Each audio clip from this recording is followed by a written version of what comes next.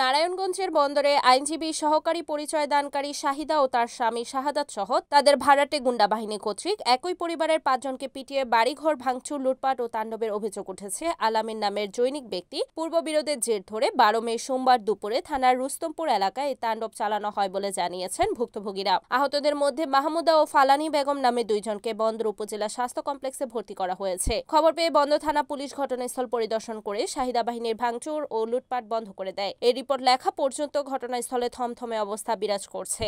এই ঘটনায় ভুক্তভোগীরা জানান, আর ঘরের মাল সামান কাগজ ফ্রিজ টিরিজ যা আছে এটা কটা বাজে?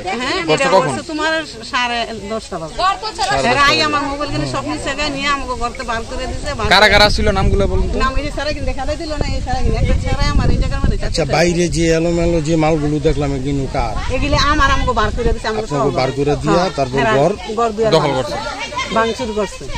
আমার ঘরের খাট মাঠ সব নিচে গিয়ে এদিকে সাত থেকে এই যে মুরগি কিনে একটা একদিকে নিচে বাবা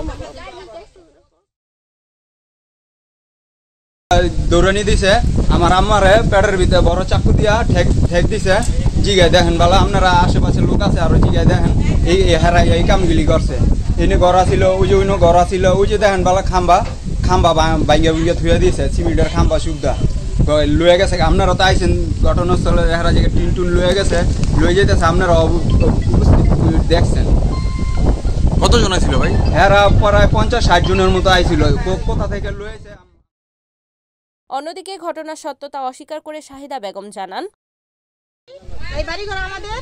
আমরা ২০০২ সালে এই এলাকার স্থানীয় গণ্যমান্য ব্যক্তি সোহরাব মিয়ার কাছ থেকে সকলের ভেতর সারে আমরা সাবকপলা দলিল নিয়ে এই সম্পত্তিটা ক্রয় করে বসবাস করে আসিতেছি। তারও পূর্বে ১৯৫০ সনের দখলের ধারাবাহিকতায় এর পূর্বে যারা ছিল শান্তিপূর্ণভাবে বুক দখলে চাষাবাদী ছিল এবং সকলের ভেতর সারে ধারাবাহিকভাবে আমরা ২০০২ সালে সোহরাব মিয়া, ফজল মিয়া ওনাদের কাছ থেকে ক্রয় করে ২০০০ এই যে অদ্যাবধি পর্যন্ত দখলে আছি। এই রশিদ সে এই সম্পত্তির কোনো কিছুই না। আমরা মূলত আমাদের এই সম্পত্তি। ডেস্ক রিপোর্ট, NEN টিভি, বন্দর, নারায়ণগঞ্জ।